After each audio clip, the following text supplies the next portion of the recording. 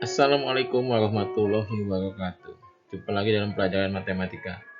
Kali ini saya akan membahas lanjutan dari aplikasi barisan dan deret aritmatika yang B yaitu pertumbuhan dan peneluruhan.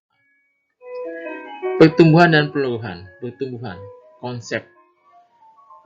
Dalam barisan deret aritmatika maupun geometri naik secara umum yaitu U1, U2, U3, U4 sampai UN, U1 kurang dari U2, U2 kurang U3, U3. Jadi suku berikutnya selalu lebih besar atau naik, itu namakan pertumbuhan. Contoh di sini, sebuah kota pada tahun 2020 jumlah penduduknya 8 juta jiwa. Setiap tahun terjadi penambahan 2%. Berapakah jumlah penduduk tersebut pada tahun 2023? Kita lihat tabel di bawah ini, tahun jumlah penduduk. Pada tahun 2020, jumlah penduduknya 8 juta jiwa. Terjadi penambahan 2% setiap tahun. Sehingga pada tahun 2021, jumlah penduduknya 8 juta ditambah 2% kali 8 juta. 2% kali 8 juta itu 160. Nah, 160 tambahkan 8 juta, jadinya 8.160.000 jiwa. Pada tahun 2022, artinya jumlah penduduk tahun 2021 ditambahkan 2% dari jumlah penduduk tahun 2021. Sehingga tahun 2022 itu 8.160.000 kali 2%. Nah, hasilnya 163.200 ditambahkan 8.160.000 sehingga jumlah penduduk tahun 2022 itu 8.323.200 jiwa. Pada tahun 2023, artinya jumlah penduduk tahun 2022 ditambah 2% kali jumlah penduduk tahun 2022. Nah, jadi 2% itu 166.464.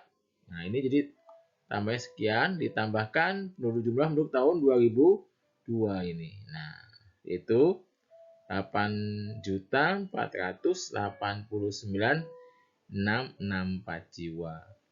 Konsep ini sama juga dengan perhitungan hitung bunga majemuk yang sudah diajarkan minggu sebelumnya. Jadi ini sama juga dengan menghitung bunga majemuk modal akhir tahun. Nah, sama-sama di sini aplikasinya dalam jumlah penduduk. Kalau dalam bunga majemuk itu hitung keuangannya, di sini jumlah penduduk. Nah, hanya beda kontennya saja di sini.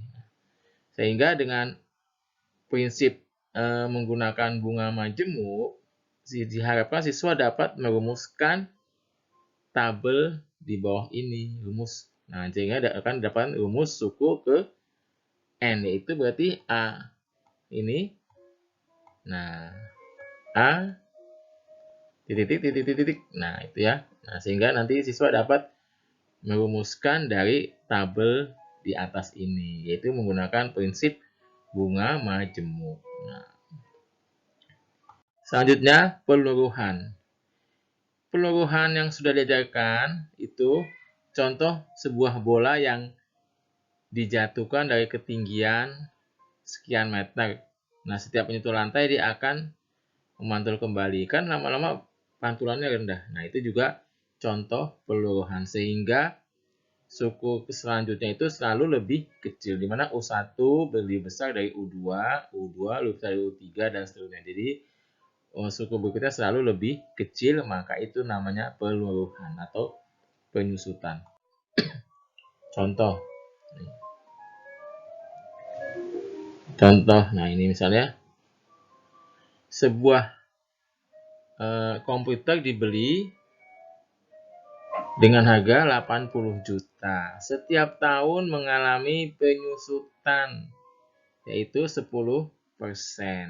Nah, jadi kalau dia beli 2017, setiap tahun terjadi penyusutan, maka pada tahun 2012 itu harga komputer sama dengan 8 juta dikurangi penyusutannya 10% dari harga mula-mula 8 juta.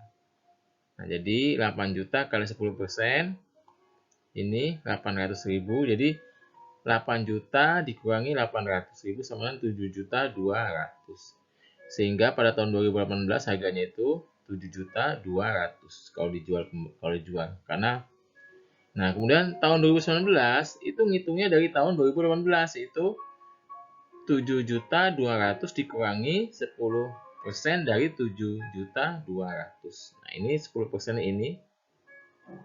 Nah, sehingga dapat ini. Nah, sehingga pada tahun 2020 harga jualnya berapa? Yaitu 6.480.000 dikurangi 10% dari 6.480.000 itu ini.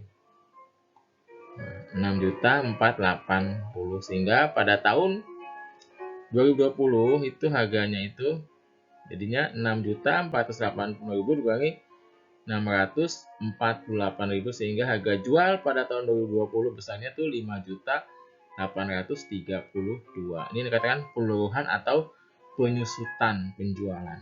Penyusutan dari harga barang yang ini. Mungkin itu saja bisa sampaikan. Untuk selanjutnya ini latihan. Kita lihat pada tahun 2012 Pak Amin membeli sebidang tanah seluas 200 meter persegi seharga 200 juta. Seiring berjalannya waktu, harga tanah tersebut terus naik 20% setiap tahunnya. Tentukan harga jual tanah ini. Ini pertumbuhan atau peluruhan. Nah, ini tentukan dulu ini pertumbuhan atau peluruhan. Nah, itu ya. Yang kedua, seorang pedagang mobil bekas pada tahun 2015 membeli mobil bekas harga 150 juta rupiah. Karena kondisi perekonomian lagi sulit, sehingga harga mobil mengalami penurunan 10% tiap tahun. Tentukan harga jual mobil pada tahun 2019. Tentukan dulu ini pertumbuhan atau peluruhan. Lalu kita hitung. Ketiga, suatu koloni bakteri pada awalnya atau waktu mula-mula 0 jam memiliki 400 sel dan jumlahnya bertambah menjadi 3 kali lipat setiap 4 jam. Jadi setiap 4 jam jumlahnya 3 kali lipat.